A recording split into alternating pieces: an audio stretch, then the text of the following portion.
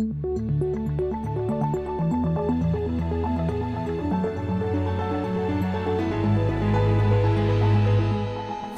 This Morning.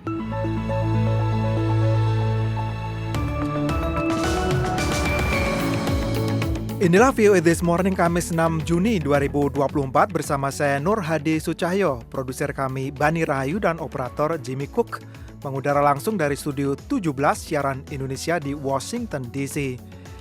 Selamat pagi, Merdeka! Jangan kaget dengan salam itu ya, hari ini 6 Juni mengingatkan kita pada tokoh yang sangat populer dengan pekik merdeka itu. Siapa lagi kalau bukan Bung Karno alias Soekarno, Presiden pertama Republik Indonesia yang lahir di Peneleh, Surabaya pada 6 Juni 1901. Jangan lupa dengan sejarah pendiri bangsa.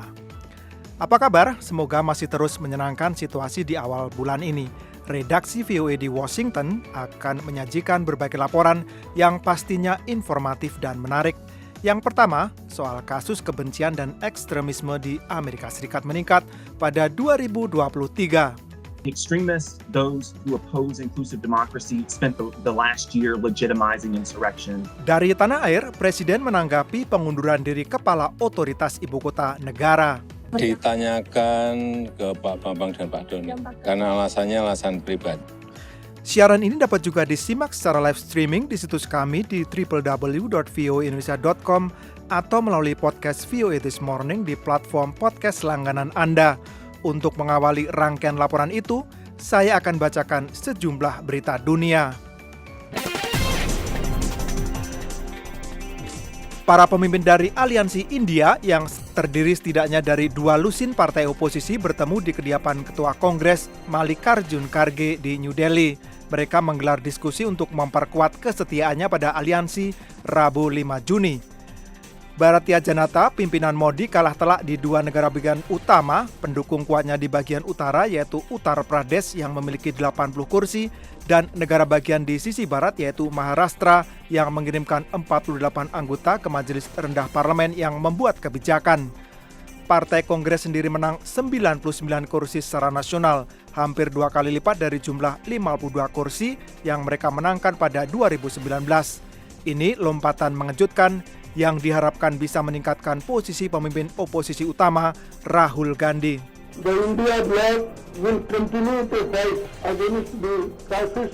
Blok India akan melanjutkan perjuangan melawan pemerintahan fasis Partai Bharatiya Janata yang dipimpin oleh Modi.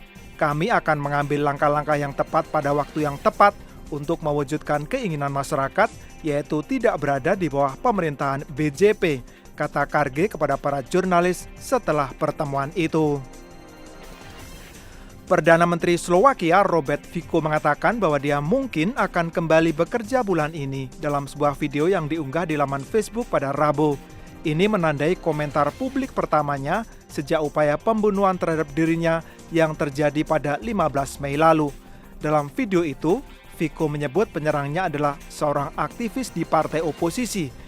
Dia mengatakan tidak ada alasan untuk mempercayai bahwa peristiwa penembakan itu adalah penembakan dari seorang gila yang penyendiri. Dia menambahkan bahwa dia tidak memiliki rasa dendam kepada penyerang dan menyebut ini sebagai waktu untuk pemaafan. Ak všetko pôjde optimálne, postupne by som sa do práce mohol vrátiť na prelom. Jika semua sesuai rencana, saya bisa kembali bekerja secara bertahap pada Juni dan Juli. Ini adalah waktu saya untuk melakukan tindakan pertama dan itu adalah pemberian maaf. Saya tidak dendam kepada orang asing yang menembak saya. Saya tidak akan mengambil tindakan hukum kepadanya, juga tidak akan mencari ganti rugi, kata Fico. Fico menjalani pemulihan di rumah setelah dia ditembak dengan 4 peluru dalam jarak dekat ketika dia menyapa pendukungnya pada sebuah pertemuan pemerintah di Handlova, kota di Slovakia Tengah. Serangan itu membuat dirinya dalam kondisi serius di rumah sakit dan membutuhkan operasi selama berjam-jam.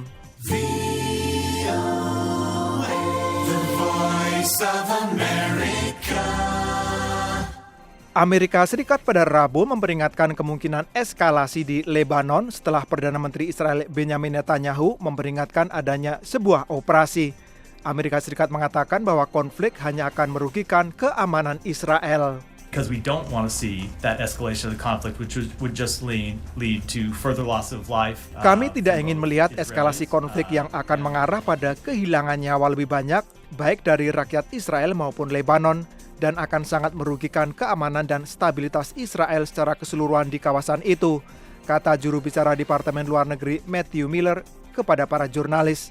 Netanyahu berkunjung ke wilayah perbatasan di sisi utara setelah perang selama 8 bulan dengan Hamas yang menghancurkan Gaza. Ia memperingatkan bahwa Israel telah siap untuk sebuah operasi yang sangat intens di perbatasan tersebut. Kunjungan itu dilakukan setelah hampir setiap hari terjadi baku tembak dengan pejuang Hizbullah di Lebanon. Seperti Hamas, Hizbullah adalah sekutu Iran. Meski begitu, Miller mengecilkan kemungkinan bahwa perang sudah hampir terjadi dengan Lebanon. Pernyataan-pernyataan dari pemerintah Israel bahwa mereka siap untuk operasi militer jika diperlukan, itu berbeda dengan mengatakan bahwa mereka telah membuat keputusan untuk menggelar operasi militer, kata Miller. Paus Fransiskus pada Rabu menyatakan penyesalannya karena apa yang terjadi dalam Perang Dunia Kedua tidak dijadikan pelajaran. Dia juga memberikan peringatan terhadap ancaman dari konflik meluas menjelang peringatan ke-80 pendaratan pasukan sekutu di Normandy, Prancis, yang juga dikenal sebagai D-Day Landings. Orang-orang memiliki ingatan yang pendek, tulis Paus dalam sebuah surat kepada Uskup Bayeux, kota di Prancis Utara yang dekat dengan lokasi pendaratan itu. Selama beberapa dekade, kata dia, ingatan terhadap kekeliruan di masa lalu telah membantu untuk mempertahankan tekad untuk melakukan apapun yang mungkin untuk menghindari konflik terbuka di dunia ini. Tapi, kata dia lagi, saya mencatat dengan kesedihan bahwa ini tidak terjadi lagi dan orang-orang memiliki ingatan yang pendek.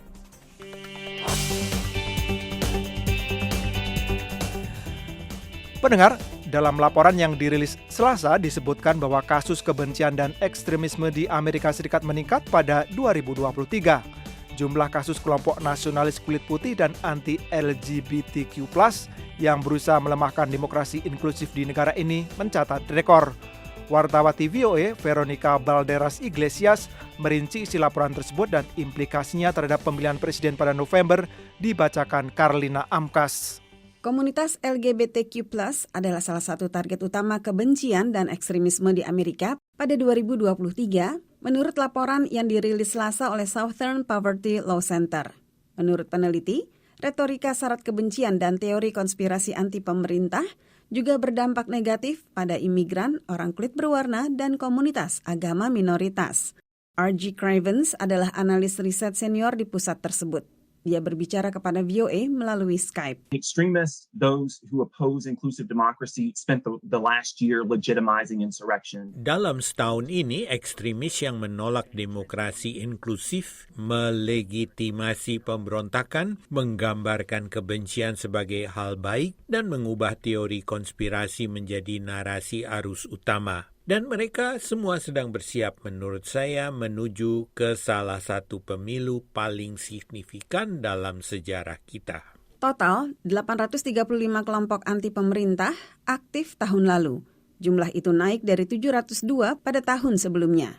Laporan itu menyebutkan bahwa jumlah kelompok kebencian yang aktif di Amerika meningkat menjadi 595 pada tahun lalu, naik dari 523 pada tahun sebelumnya. Presiden Amerika Joe Biden menyatakan dirinya sebagai satu-satunya pilihan yang layak dalam pemilihan presiden November nanti untuk menghentikan peningkatan retorika yang penuh kebencian. I'm not going to let Donald Trump turn America into a place that doesn't believe in honesty, decency, and treating people with respect. Saya tidak akan membiarkan Donald Trump mengubah Amerika menjadi negara yang tidak percaya pada kejujuran, kesopanan, dan memperlakukan orang dengan hormat. Dan tidak mungkin saya akan membiarkan Donald Trump mengubah Amerika menjadi negara yang penuh dengan kemarahan dan kebencian. Sewaktu menjabat presiden, Donald Trump yang dipastikan menjadi calon presiden dari Partai Republik memicu kontroversi karena menyalahkan kedua pihak atas bentrokan kekerasan pada rapat umum nasionalis kulit putih pada 2017 di Charlottesville, Virginia. Trump memihak kelompok-kelompok yang berada di garis depan pelarangan buku seperti Moms for Liberty. Pada 2023, Southern Poverty Law Center kembali memasukkan kelompok itu dalam daftar kelompok ekstremis anti pemerintah yang menentang pendidikan inklusif. Reaksi Trump, The radical left is even slandering Moms for Liberty as a so-called hate group. You're a hate group. Kaum kiri radikal bahkan memfitnah Moms for Liberty sebagai kelompok pembenci. Kalianlah kelompok pembenci. Bisakah kalian bayangkan Moms for Liberty kelompok pembenci? para pakar berpendapat bahwa para kandidat harus berhati-hati dalam menyampaikan retorika untuk meredam potensi kekerasan menjelang pemilu November nanti. Karlina Amkas, VOA, Washington. Kita beralih ke soal iklim. Masing-masing dari 12 bulan pada tahun lalu tercatat sebagai paling panas kalau dibandingkan dari tahun ke tahun, kata Dinas Pemantauan Perubahan Iklim Uni Eropa pada Rabu. Sekretaris Jenderal PBB menyerukan tindakan segera untuk mencegah neraka iklim. Ikuti laporan Jimmy Manan berikut ini. Suhu rata-rata global untuk kurun 12 bulan dan berakhir pada Mei tercatat 1,63 derajat Celcius lebih tinggi daripada rata-rata suhu pra-industri. Ini merupakan kurun paling panas sejak pencatatan suhu dimulai pada 1940, kata Dinas Perubahan Iklim Copernicus. Carlo Buentempo adalah Direktur Copernicus. We don't know when this sequence will end. It may be in the next few months. It may last. Kita tidak tahu kapan kenaikan suhu yang berturut-turut ini akan berakhir. Mungkin dalam beberapa bulan mendatang, mungkin lebih lama. Kita akan melihat suhu ini dilampaui pada masa datang. Suhu rata-rata 5 tahun berikut sangat mungkin lebih panas dan ini berlangsung terus. Tetapi suhu rata-rata dalam 12 bulan itu tidak berarti bahwa dunia sudah melampaui ambang pemanasan global 1,5 derajat Celcius yang menurut para ilmuwan akan berdampak ekstrim dan tidak bisa dipulihkan. Menyinggung temuan ini, Sekretaris Jenderal PBB Antonio Guterres menekankan cepatnya dunia menuju ke situasi lebih buruk dan menjauhi sistem iklim yang stabil. Guterres menyerukan tindakan segera guna menghindari neraka iklim. We are playing Russian roulette with our planet. And we need an exit ramp off the highway. Kita mempermainkan nasib bumi dan kita membutuhkan jalur keluar dari jalan raya menuju neraka iklim ini. Sebenarnya kita masih memiliki kendali dan batas 1,5 derajat Celcius itu masih mungkin. Dengan semakin sedikitnya waktu untuk memulihkan kondisi iklim dunia ini, Guterres mendesakkan agar dunia mengurangi produksi dan penggunaan bahan bakar fosil sebesar 30% pada 2030. Ilmuwan di Copernicus mengatakan ada beberapa perkembangan mencengangkan seperti mencairnya secara besar-besaran es laut Antartika dalam beberapa bulan terakhir. Tetapi keseluruhan data iklim ini masih sesuai dengan proyeksi emisi gas rumah kaca yang memanaskan bumi.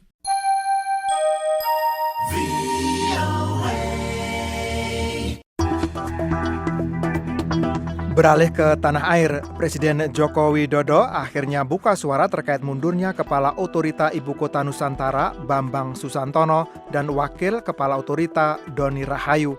Reporter VOA Gita Intan melaporkan dari Jakarta. Presiden Jokowi mempersilahkan awak media untuk menanyakan langsung pada Bambang Susantono dan Doni Rahayu terkait alasan keduanya mundur dari jabatan Kepala dan Wakil Kepala Otorita IKN. Ditanyakan ke Pak Bambang dan Pak Doni, karena alasan pribadi.